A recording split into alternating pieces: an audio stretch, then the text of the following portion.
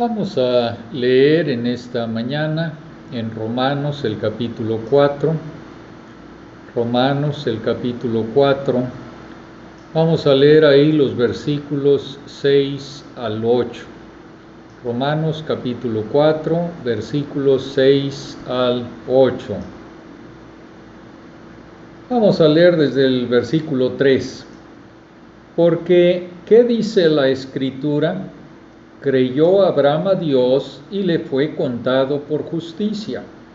Pero al que obra, no se le cuenta el salario como gracia, sino como deuda. Mas al que no obra, sino cree en aquel que justifica al impío, su fe le es contada por justicia. Como también David habla de la bienaventuranza del hombre, a quien Dios atribuye justicia sin obras, diciendo: bienaventurados aquellos cuyas iniquidades son perdonadas y cuyos pecados son cubiertos. Bienaventurado el varón a quien el Señor no inculpa de pecado.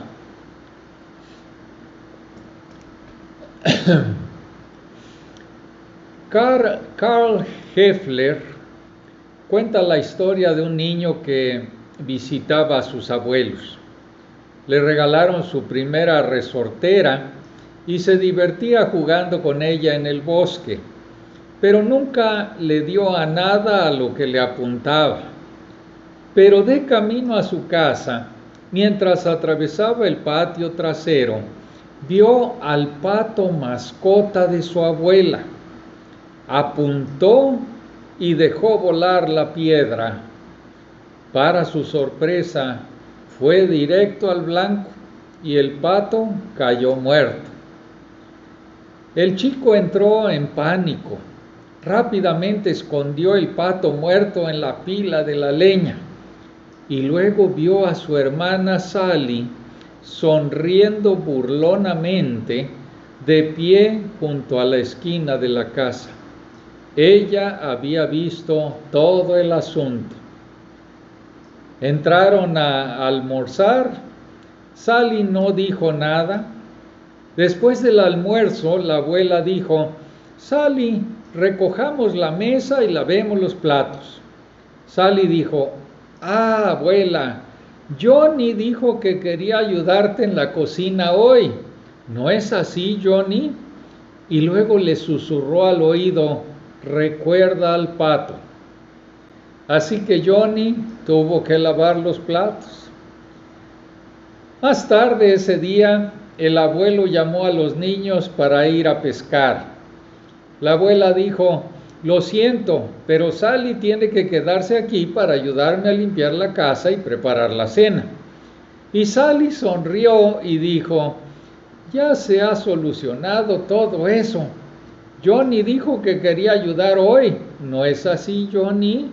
Y luego le susurró al oído: recuerda al pato. Esto continuó durante varios días. Johnny hizo todas las tareas, tanto las suyas como las que estaban asignadas a Sally. Finalmente no pudo soportarlo más, así que fue con su abuela y le confesó todo. Su abuela lo tomó en sus brazos y le dijo: lo sé, Johnny. Yo estaba parada en la ventana de la cocina y lo vi todo. Y porque yo te amo, te perdoné.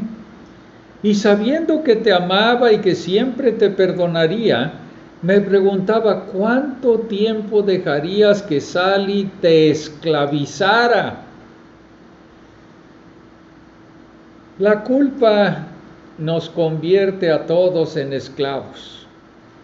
Cuando Adán y Eva pecaron en el huerto, intentaron en vano esconderse de Dios. La culpa nos hace querer escondernos de su santa presencia. También nos distancia unos de otros. Tememos que si otros descubren lo que hemos hecho, nos van a rechazar o van a usar la información para tomarnos como rehenes. Recuerda al pato. Porque todos hemos pecado y porque Dios conoce todos nuestros pecados, incluso nuestros pecados secretos, lo que todos necesitamos desesperadamente es la bendición suprema del perdón de Dios. En nuestro último estudio vimos cómo Abraham, el padre de los judíos según la carne, fue justificado solo por la fe y no por las obras. Ser justificado es ser declarado justo por Dios, es ser absuelto de todos nuestros pecados por decreto judicial de Dios. Y al explicar esta maravillosa verdad, Pablo dice ahí en el versículo 4 del capítulo 4, pero al que obra no se le cuenta su salario como gracia, sino como deuda. Mas al que no obra, sino cree en aquel que justifica al impío, su fe le es contada por justicia. Y vimos que Dios no justifica a la persona que se cree bastante buena y que trata de hacer lo mejor que puede. Tampoco justifica a aquel cuyas buenas obras pesan más que sus malas obras. Dios justifica al pecador impío que tiene fe en el Señor Jesucristo. Pero tal vez Pablo estaba alargando un poco las cosas. Después de todo, los judíos sabían que Abraham era un buen hombre. Quizá Dios justificó a Abraham por sus buenas obras. Así que Pablo trae a otro testigo, el rey David. Los judíos también reconocieron a David como un gran hombre. Fue el mejor de los reyes de Israel. Pero como todos sabían, también pecó en manera muy importante.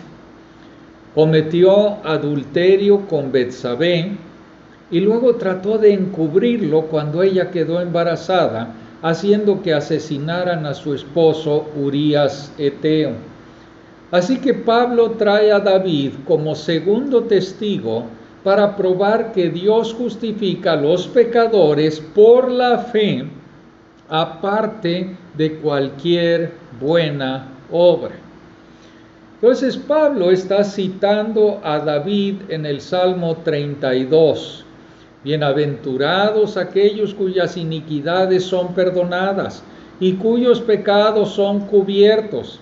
Bienaventurado el varón a quien el Señor no inculpa de pecado. Y el hilo común entre el Salmo 32 y Génesis 15:6 es la palabra acreditar. Dice nuestra Biblia: bienaventurado el varón a quien el Señor no inculpa de pecado, a quien el Señor no le acredita pecado. Entonces aquí la palabra acreditar o poner a cuenta viene del griego logizomai y es un término contable que significa ingresar algo en un libro de cuentas. En el caso de Abraham, Dios ingresó en la columna de activos y puso ahí justicia. En el caso de David, Dios no ingresó en la columna de pasivos pecado. ¿Qué quiere decir esto? No acreditó los pecados de David contra él. Pero Pablo está diciendo aquí que equivale a lo mismo. Así como también David habla de la bendición del hombre a quien Dios atribuye justicia sin obras.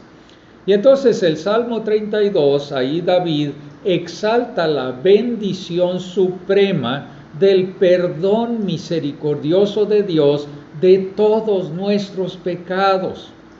Y Pablo usa estos versículos para enseñarnos que la bienaventuranza suprema de Dios, que perdona todos tus pecados, viene a través de la fe sin ninguna obra. Vimos en nuestro último estudio esta doctrina de Dios justificando a los impíos solo por la gracia, aparte de cualquier buena obra. Y esto siempre ha llegado a la mente de los hombres y va en contra de nuestra naturaleza humana caída. Instintivamente nosotros queremos que la gente buena vaya al cielo por su bondad y queremos que los terribles pecadores paguen por sus pecados. No deberían de salir impunes. Pero si eso fuera cierto, entonces tendríamos motivos para jactarnos de nuestra propia bondad como la razón de nuestra salvación. Y no habría esperanza para los pecadores realmente malos. No habría buenas nuevas, buenas noticias. Entonces, si la Madre Teresa está en el cielo, es porque se vio a sí misma como una pecadora que no lo merecía y huyó a la cruz por misericordia y confió solamente en el Salvador Jesucristo. Y si un asesino en serie está en el cielo, es porque se vio a sí mismo como un pecador indigno y huyó a la cruz por misericordia. Dios solamente justifica a los impíos. No sé si ustedes recuerdan la parábola que Jesús contó allá en Mateo 20. Un terrateniente salió temprano en la mañana a contratar trabajadores para su viña. Estuvo de acuerdo en pagarles 1 denario por el salario de su día, por lo que se pusieron a trabajar. Ahora, este terrateniente a media mañana volvió a salir y contrató a otros, y él accedió a darles lo que fuera justo. Hizo lo mismo al mediodía, hizo lo mismo a media tarde, y luego 1 hora antes de la puesta del sol, encontró a otros y los envió a su viña. Cuando llegó el momento de pagar a los trabajadores, los que llegaron 1 hora antes del anochecer recibieron 1 denario. Y cuando llegaron los que habían estado trabajando todo el día, esperaban recibir más, ya que habían trabajado durante un largo día. Pero también recibieron 1 denario. Entonces se quejaron de lo injusto que era. Pero aquel terrateniente dijo: te di lo que acordamos, así que toma lo que es tuyo y vete. ¿Que no soy libre de hacer lo que quiero con lo que es mío? Y así es como obra la gracia de Dios. No se dispensa según el mérito. Dios la da libremente a quien Él elige. Como dice en Romanos 9:16, no depende del que quiere ni del que corre, sino de Dios que tiene misericordia. Entonces el punto de Pablo, desde el versículo 18 del capítulo 1 hasta el versículo 20 del capítulo 3, es que todos estamos bajo pecado. Los paganos que no conocen a Dios obviamente están bajo pecado, pero también lo están las personas religiosas que piensan que son mejores que los paganos. Todos merecen el juicio de Dios y por eso todos necesitan desesperadamente de su gracia. Todos necesitan de su favor inmerecido.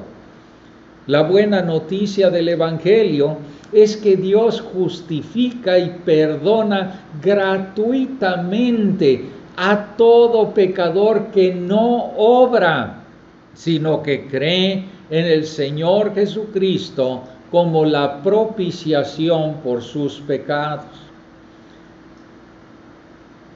Así, en nuestro texto, Pablo está reforzando esto desde el punto de vista de David en el Salmo 32. El énfasis está en la bendición del perdón misericordioso de Dios. Él usa las palabras bienaventuranza o bienaventurado.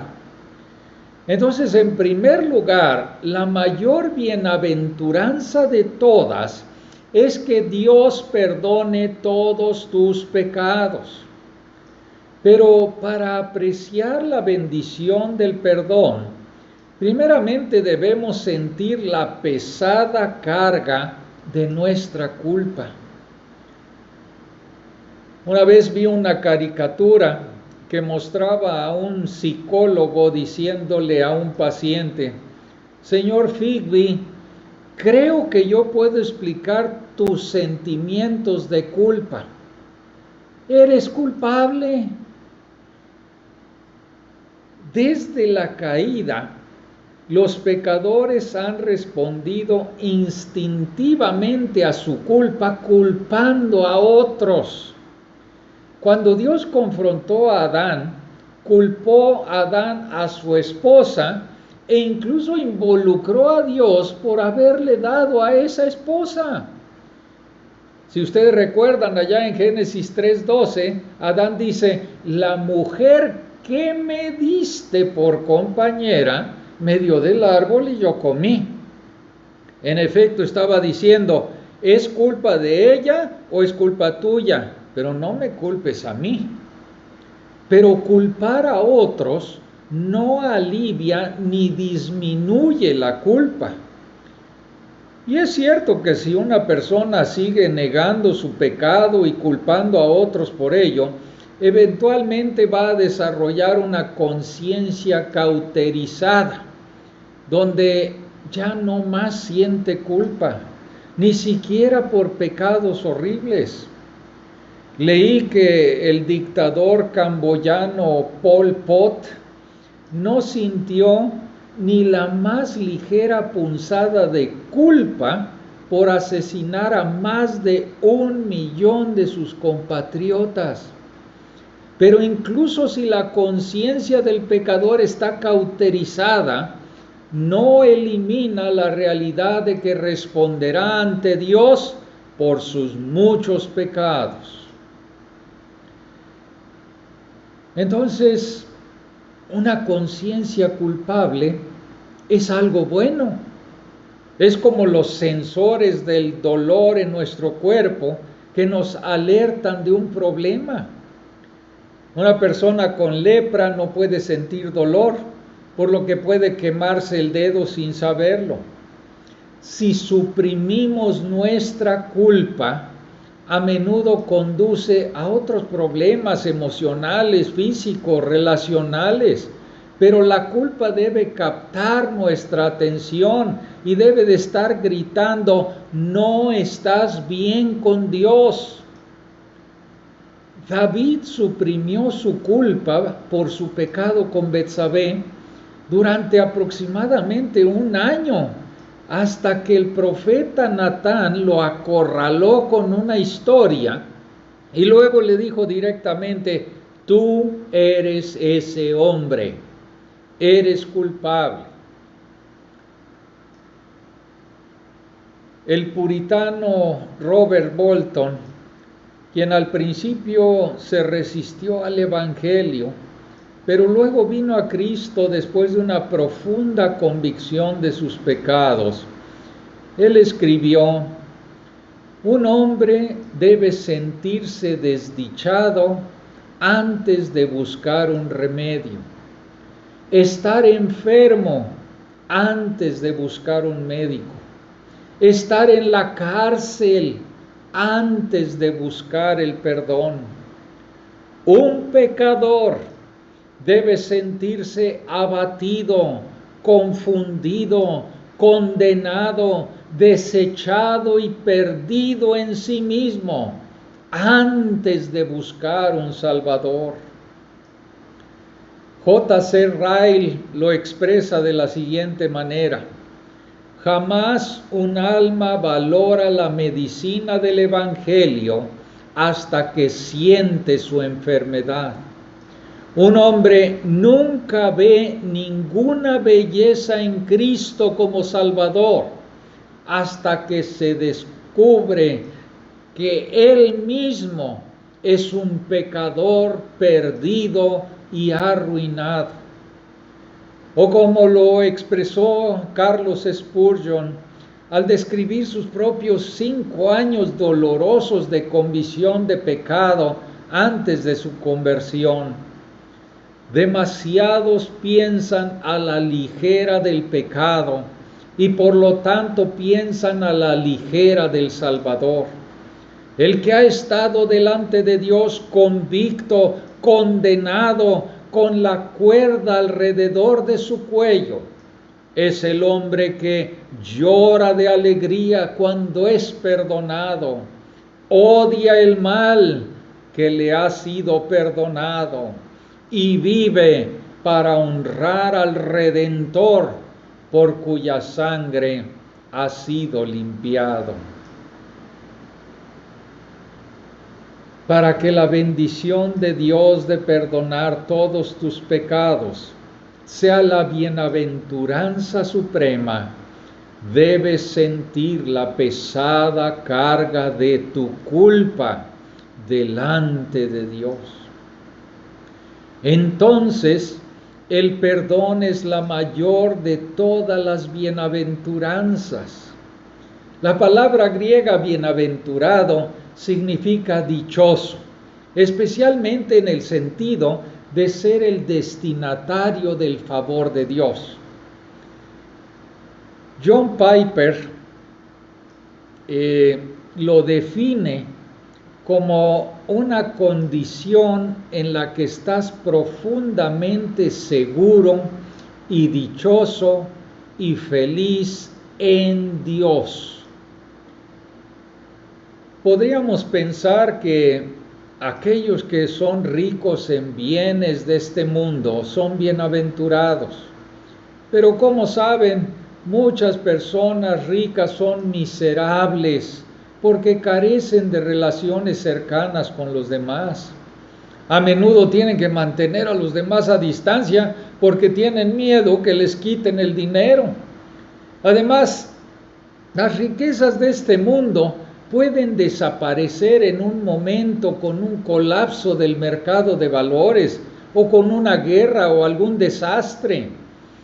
Y todo lo que acumulamos en esta vida se nos quita instantáneamente en el momento en que morimos.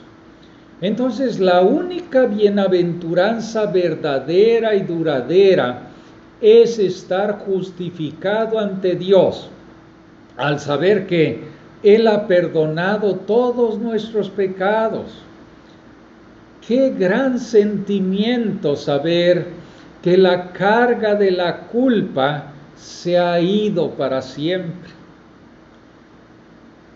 Necesitamos entender que cuando Dios perdona todos nuestros pecados, no significa que Él quita todas las consecuencias temporales de nuestros pecados.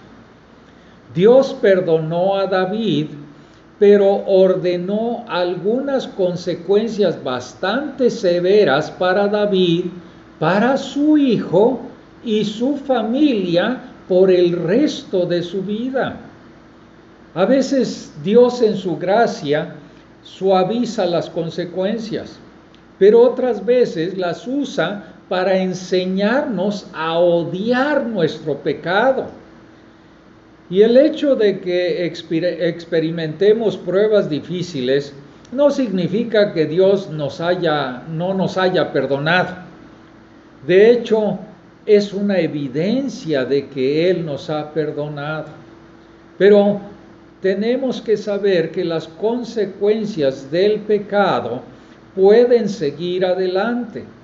O sea, ¿qué quiero decir con esto? Una mujer, una señorita cristiana que se mete con un hombre y tienen relaciones sexuales y se embaraza, ella puede venir delante de Dios, confesar su pecado y Dios perdona su pecado.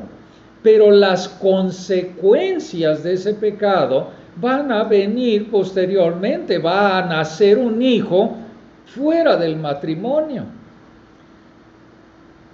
Y aunque muchos autores cristianos hablan de la necesidad de perdonarse a uno mismo, hay muchas personas que dicen, es que tienes que perdonarte primero a ti mismo.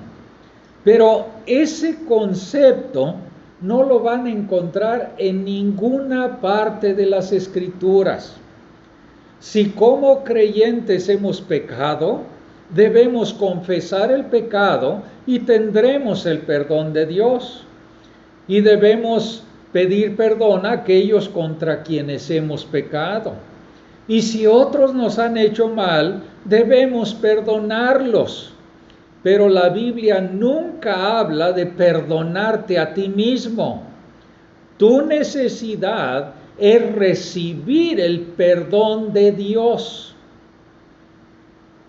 Y antes de dejar este punto, déjame preguntarte, ¿has experimentado la mayor de todas las bendiciones? ¿Sabes que Dios ha perdonado todos tus pecados? ¿Estás seguro de que Él no los va a tener en cuenta en ese día cuando estés delante de Él? En el contexto, Pablo todavía está hablando de la doctrina de la justificación solamente por la fe. Pero podríamos preguntarnos, ¿cómo encaja el perdón con la justificación? Entonces, en segundo lugar, justificación significa que Dios acredita la justicia de Cristo al pecador culpable y perdona todos sus pecados, aparte de las buenas obras. Juan Calvino resumió su comprensión de la justificación, que consiste en la remisión de los pecados y la acreditación de la justicia de Cristo. Justificación significa que Dios acredita la justicia de Cristo al pecador culpable. Lo vimos en el versículo 3 que estaba citando Génesis 15:6. Abraham creyó a Dios y le fue contado por justicia. Justificar no es hacer justo. Justificar no es infundir justicia en el pecador. Justificar es declarar justo al pecador. Es un acto judicial de Dios basado en la satisfacción del justo castigo de Dios por la sangre de Jesucristo que fue derramada. Y debido a que Cristo pagó la pena que merecía nuestro pecado, Dios puede ser tanto justo y el que justifica al que es de la fe de Jesús.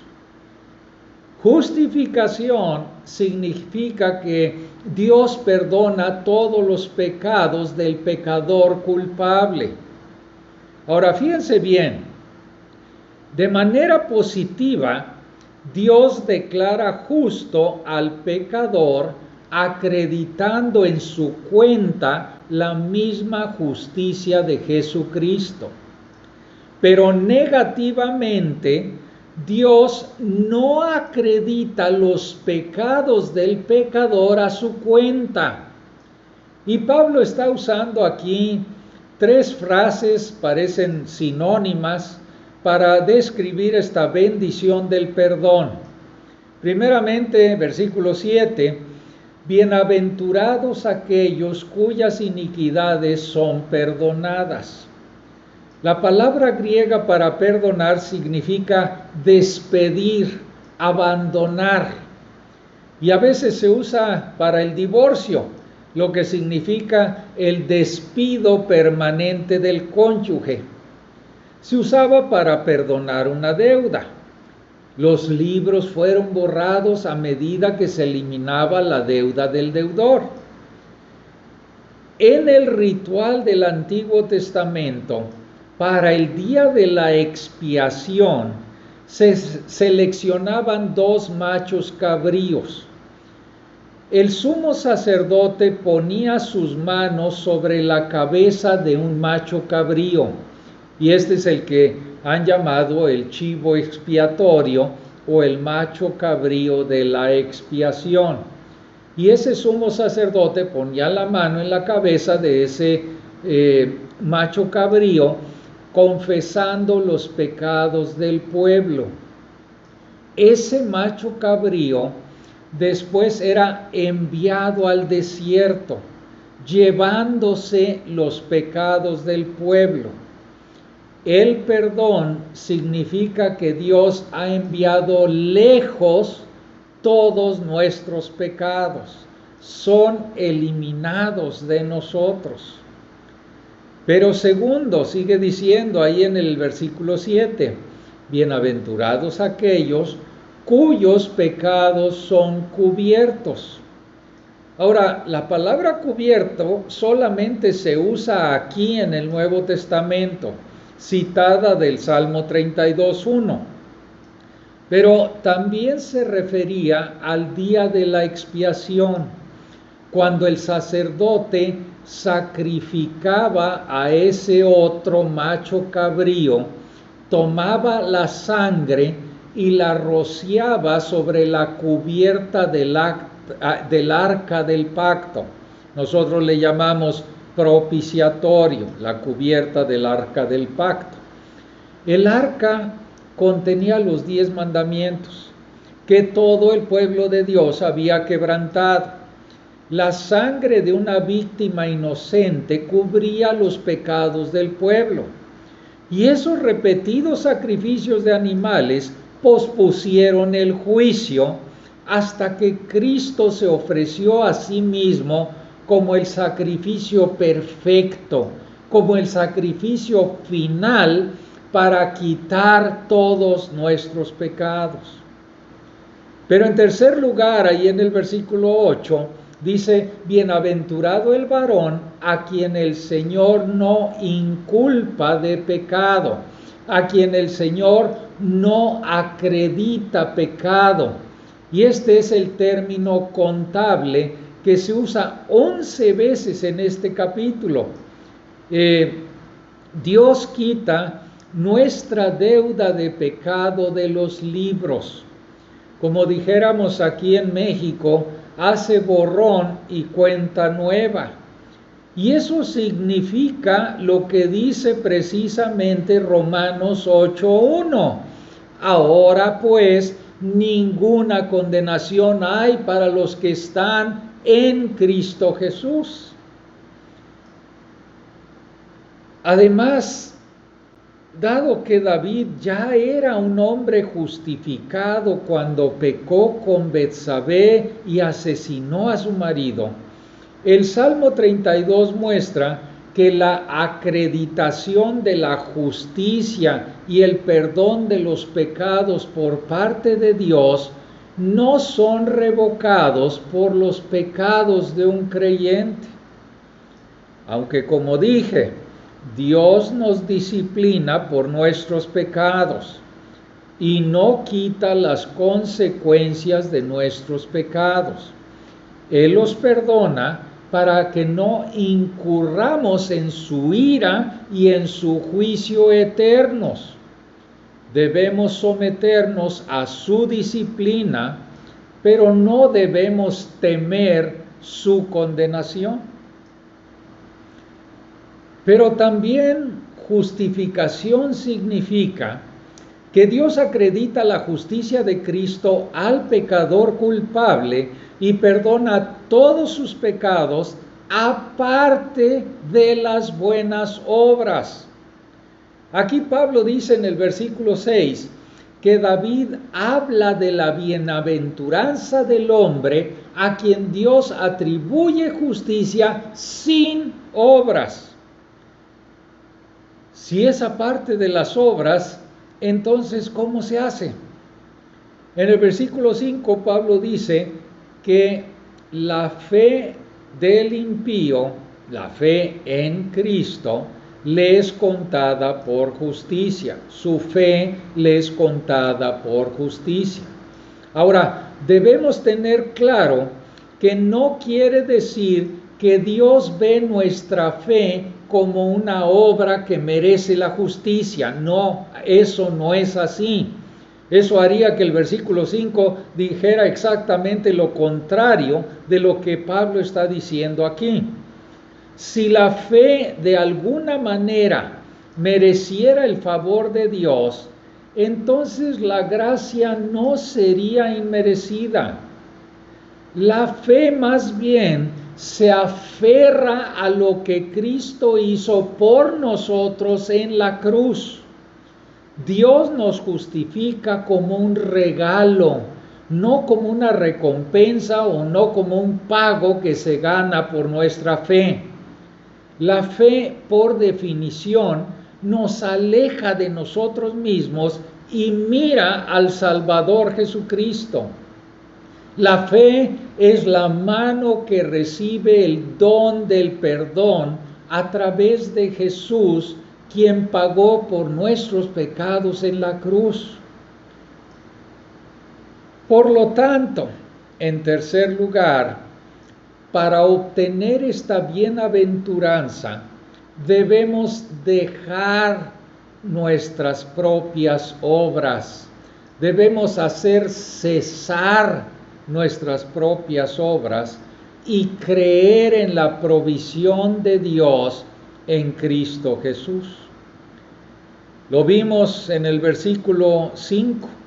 Al único que Dios justifica es al que no obra. Y en caso de que no lo hayamos perdido, Pablo lo repite en el versículo 6, Dios atribuye justicia sin obras. Si estás confiando en algún sentido en tus buenas obras, te excluyes de que Dios acredite la justicia de Cristo a tu cuenta. Pablo dice claramente, Dios atribuye justicia sin obras. Bueno, debes arrepentirte, reconociendo que eres pecador, pero si confías en tu arrepentimiento, te excluyes de la bendición del perdón. También debes de creer en Cristo, pero si confías en tu fe, te excluyes del perdón de Dios. Tu fe no debe ser en la fe. Tu fe debe estar solamente en el Señor Jesucristo. Hace algunos años no se pudo encontrar a un niño de Michigan de 6 años. Esa noche 80 personas buscaron frenéticamente en el bosque cercano a su casa. Por la mañana, más de 300 personas estaban buscando a este niño. Y luego, alrededor de las 10:30 de la mañana, de repente salió de su habitación. Se había estado escondiendo en un cajón grande debajo de su cama. Resultó que se escondió allí porque tenía miedo. La noche anterior a su desaparición, un policía le preguntó si sabía algo sobre una ventana rota al otro lado de la calle, y aquel niño le mintió al policía. Un poco más tarde, el oficial encendió su luz intermitente para detener a un automovilista que pasaba. El niño lo vio y su imaginación se desbordó. Pensó que lo encerrarían en la cárcel. El miedo y la culpa lo llevaron a esconderse. La culpa por tus pecados puede hacer que te mantengas alejado de los demás y trates de esconderte de Dios. Si no estás en Cristo, tienes motivos legítimos para temer su juicio, pero Dios ofrece a cada pecador la bienaventuranza suprema. Él perdonará todos tus pecados y acreditará la misma justicia de Cristo a tu cuenta si dejas de hacer obras y confías en lo que Cristo hizo por ti en la cruz.